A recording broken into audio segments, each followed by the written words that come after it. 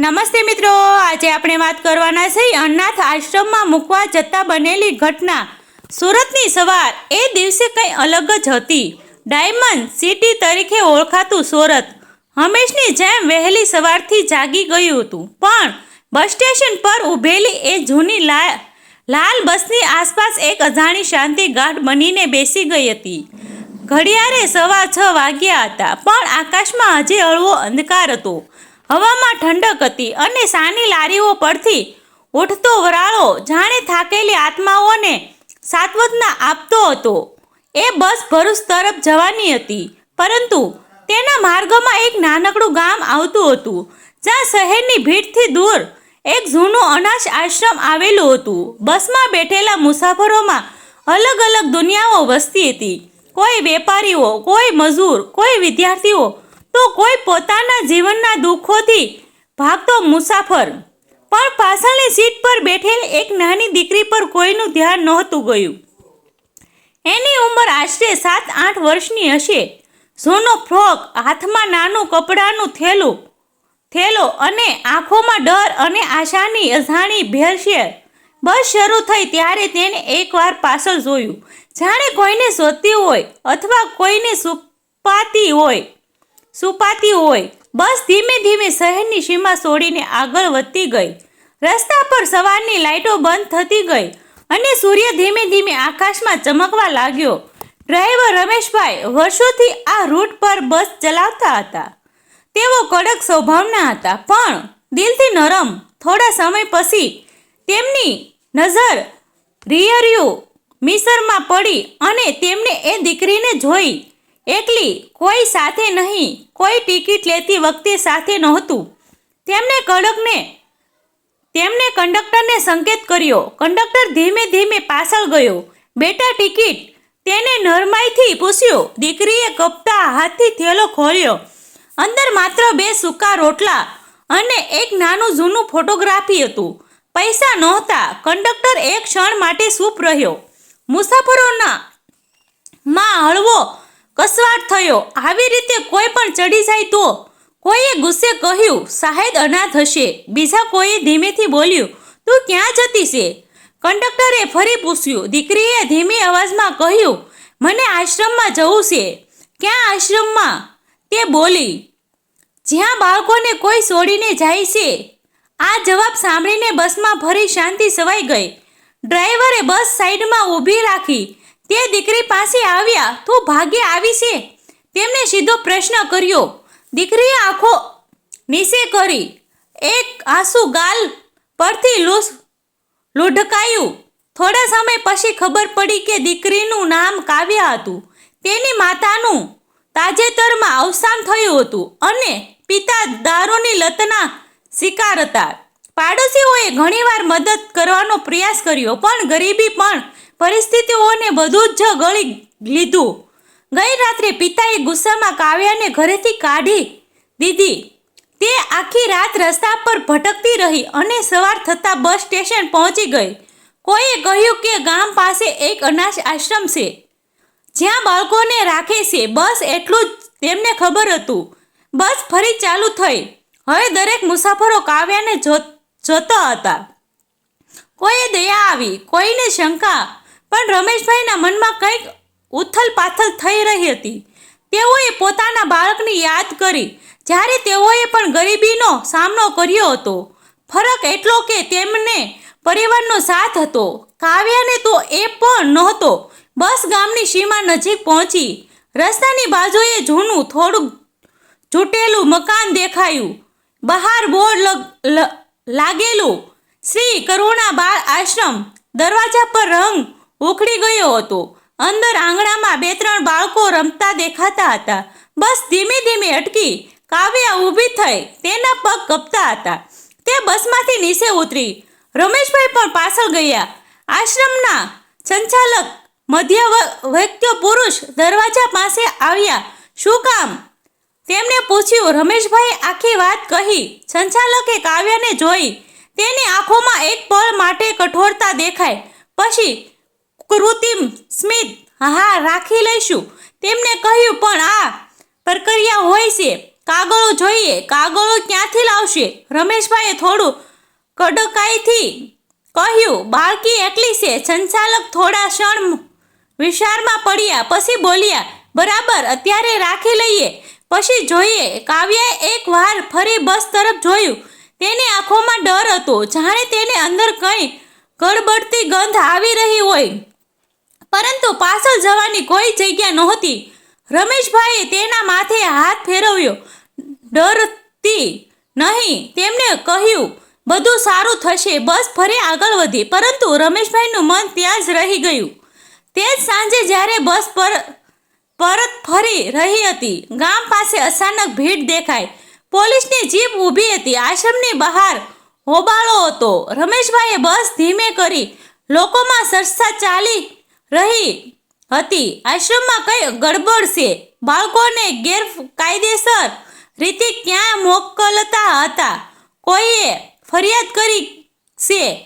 એક નવી બાળકી આજે સવારમાં આવી હતી. રમેશભાઈના હૃદયની ધબકારા તેજ થઈ ગયા. કાવ્યા, ભીડમાં એક પોલીસ અધિકારી ઊંચી અવાજે બોલી રહ્યા હતા. અમે તપાસ કરી રહ્યા છીએ. કોઈ બાળકને નુકસાન નહીં થાય. પણ અંદરથી રડવાનો અવાજ આવી રહ્યો હતો. બસ આગળ વધી ગઈ, પણ એ અવાજ રમેશભાઈના કાનમાં ગુંજી રહ્યો હતો. શું તેમને અજાણતા કાવ્યાને ખતરામાં ધકેલી દીધી? શું એ આશ્રમ સાચો નહોતો? શું એ કૃત્રિમ સ્મિત પાછળ કોઈ ભયાનક સત્ય છુપાયેલું હતું? આ રાતે સુરત પરત પહોંચ્યા પછી પણ રમેશભાઈને ઊંઘ નહોતી આવી. તેમની આંખો સામે વારવાર કાવ્યાનો ચહેરો આવતો. સુરત પરત ફર્યા પછીની એ રાત રમેશભાઈ માટે ક્યારેય પૂરી ન જ થઈ. પથારી પર પડ્યા હતા, પણ ઊંઘ ક્યાં? આંખ બંધ કરતા પણ કાવ્યાનો ચહેરો સામે આવી જતો. બસમાંથી ઉતરતી વખતે એની ડરી ગયેલી આંખો અને એ મૌન પ્રશ્ન, હવે શું થશે? સવાર થવા પહેલા જ તેમણે નિર્ણય કરી લીધો, જો કંઈ ખોટું ચાલતું હશે તો હું ચૂપ નહીં બેસું. વર્ષો સુધી ટી-સ્ટ્રિંગ પકડીને રસ્તાઓ ઓળખતા આ માણસને એ દિવસે સમજાયું કે ક્યારે રસ્તા બહાર પણ લડવું પડે છે. બસનો પહેલો ફેરો પૂરો કર્યા પછી તેમણે સીધું જ ગામ તરફ રવાના થવાનું નક્કી કર્યું. અધિકૃત ફરજ નહોતી, કોઈ જવાબદારી નહોતી, છતાં અંતરાત્મા તેમને ખેંચી રહી હતી.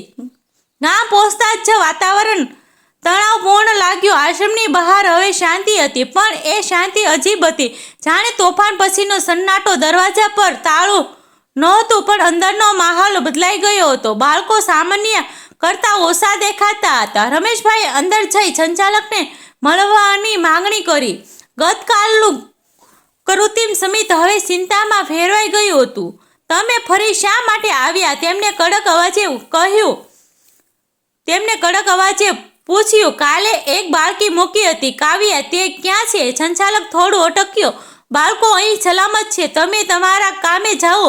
આ જવાબમાં વિશ્વાસ નહોતો. રમેશભાઈએ આસપાસ નજર દોડાવી. એક ખૂણે બેઠેલી નાની બાળકી રડી રહી હતી.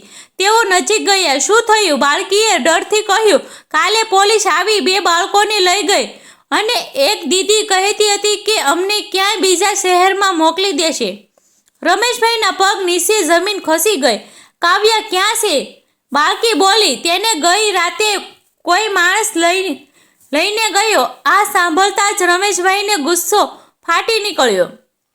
તેઓ સીધા બહાર નીકળ્યા અને ગામના સરપંચ પાસે પહોંચ્યા. આખી વાત કહી. સરપંચે પણ સ્વીકાર્યું કે છેલ્લા કેટલાક મહિનાથી આશ્રમ અંગે શંકા હતી. દાનના પૈસા ગાયબ થવા, બાળકોના અચાનક ટ્રાન્સફર અને કાગળોમાં ગડબડ, પણ કોઈ પાસે પુરાવો નહોતો. રમેશભાઈએ નક્કી કર્યું, પુરાવો હું શોધીશ.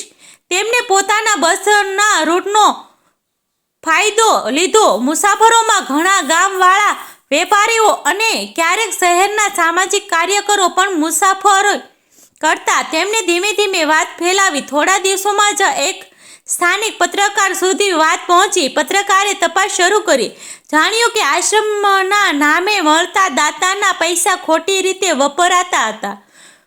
વધુ ભયાનક વાત એ હતી કે કેટલાક બાળકોને ગેરકાયદેસર રીતે દત્તક બનાવીને અજાણી જગ્યાએ મોકલવામાં આવતા એક રાત્રે પત્રકારે રમેશભાઈને ફોન કર્યો, કાલે સવારે પોલીસ સાથે રેડ પડશે, તમે હાજર રહેજો. બીજે દિવસે સવારમાં ગામમાં ફરી ભીડ જામી. પોલીસની ગાડીઓ, મીડિયા, કેમેરા અને ગામવાસીઓનો હોબાળો દરવાજા તોડી અંદર પ્રવેશ કર્યો.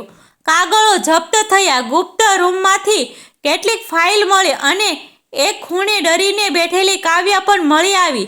તે જીવિત હતી, પણ આંખોમાં ભય ગાઢ થઈ ગયો હતો. રમેશભાઈ તેને જોઈ ત્યારે ગળામાંથી અવાજ નીકળ્યો નહીં. કાવ્યાએ તેમને ઓળખ્યા. ધીમે ધીમે દોડી આવી અને તેમની પાસે સીપટી ગઈ અને અહીંથી લઈ જાઓ. પોલીસે સંચાલક અને તેના સાથીદારોએ ધરપકડ કરી. તપાસમાં બહાર આવ્યું કે વર્ષોથી ચાલતું એક ગેરકાયદેસર જાળું હતું. અનાથ બાળકોના નામે દયા બતાવીને પાછળથી ધક્કો. સમાચારે ચેનલો પર બ્રેકિંગ ન્યૂઝ ચાલી. ગામના અનાથ આશ્રમમાં મોટો ભાડો ફૂટ્યો. શહેરમાં ચર્ચા શરૂ થઈ. લોકો આશ્ચર્યચકિત. આટલા વર્ષો કોઈને ખબર નહીં પડી. પણ આ લડત માત્ર શરૂઆત હતી. કાવ્ય અને અન્ય બાળકોને તાત્કાલિક સુરક્ષિત સરકારી કેન્દ્રમાં રાખવામાં આવ્યા. રમેશભાઈ ઘરે પરત ફર્યા, પણ મન શાંત નહોતું. તેમને સમજાયું કે એક બાળકીની આંખોમાં દેખાયેલી ડરે તેમને જે પગલું ભરાવ્યું એ માત્ર તેની જ નહીં, અનેક બાળકોની જિંદગી બચાવવાનું કારણ બન્યું. થોડા મહિનાઓ પછી કાવ્યાને કાનૂની રીતે એક સારા પરિવારમાં દત્તક આપવામાં આવી. તે દિવસે જ્યારે તે નવા માતા પિતાની સાથે જતી હતી, ત્યારે તેને ફરી એકવાર બસ સ્ટેશન તરફ જોયું, જ્યાંથી તેની દુઃખદ યાત્રા શરૂ થઈ હતી. રમેશભાઈ દૂર ઊભા હતા. તેમની આંખોમાં સંતોષ હતો, પણ સાથે એક સંકલ્પ, આવી ઘટના ફરી નહીં બનવા દઉં. સુરત શહેર ફરી પોતાના રોજિંદા જીવનમાં વ્યસ્ત થઈ ગયું, પણ એ ઘટના એક યાદ બની રહી. યાદ અપાવી કે ક્યારે એક સામાન્ય માણસની હિંમત સમાજનો ચહેરો બદલી શકે છે. મિત્રો, આ વાર્તા સત્ય આધારિત મૂકી છે. પાત્રના નામ અમે બદલેલા છે. આવા જ વિડીયો જોવા માટે અમારી ચેનલ સાથે બન્યા રહેજો. આભાર મિત્રો.